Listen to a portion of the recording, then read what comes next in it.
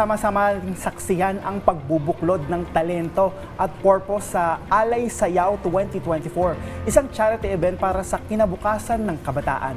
Panoorin po natin ito. Ang pagsasayaw ay hindi lamang isang anyo ng sining at libangan, kundi isa rin itong mabisang paraan ng pag-ehersisyo na may maraming benepisyo sa kalusugan. Pero bukod doon, maaari rin itong maging paraan ng pagtulong sa iba.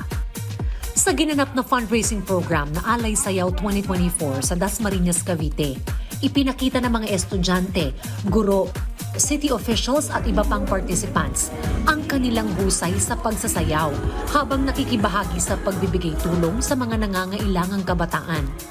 Kami po ay taus-pusong nagpapasalamat sa suporta at patuloy na pag-isa sa ganitong mga activities and we continue joining us in the future Alay Sayaw of the city of Dasmariñas.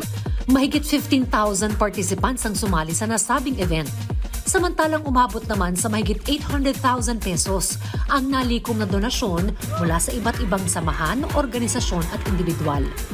Ito ay mapupunta sa mga kabataan ng Dasmariñas na nasa Bahay Kalinga at Bahay Pag-asa, pati na rin sa iba pang kabataan na nangangailangan ng suporta para sa kanilang edukasyon at pang-araw-araw na pangangailangan. Itong Alay Sayaw, isang paraan ng pagsayaw, pag-exercise ng mga kabataan, tsaka isang way para yung mga communities makapagtulungan at makapag-raise ng pera para sa mga less fortunate, sa mga kabataan natin na naghihirap, tsaka sa mga less fortunate na hindi nakakapag-aral. Maliban dito, nagbigay daan din ng event na ito sa mga mamamayan na mag-exercise at ipaalala ang kahalagahan ng pag-ehersisyo. Malaking tulong po ang Alay Sayaw para sa aming mga kababaihan at hindi lang po kababaihan, ganoon din po sa mga kalalakihan. So ito ay malaking tulong. Bakit? Nagiging physically fit and healthy and strong po tayo.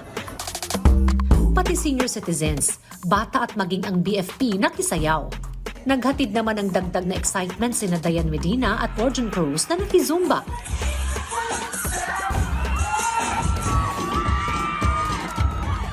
Sa pamagitan ng pagsasayaw, hindi lamang natin pinapabuti ang ating kalusugan, kundi nakatutulong din tayo sa ating komunidad.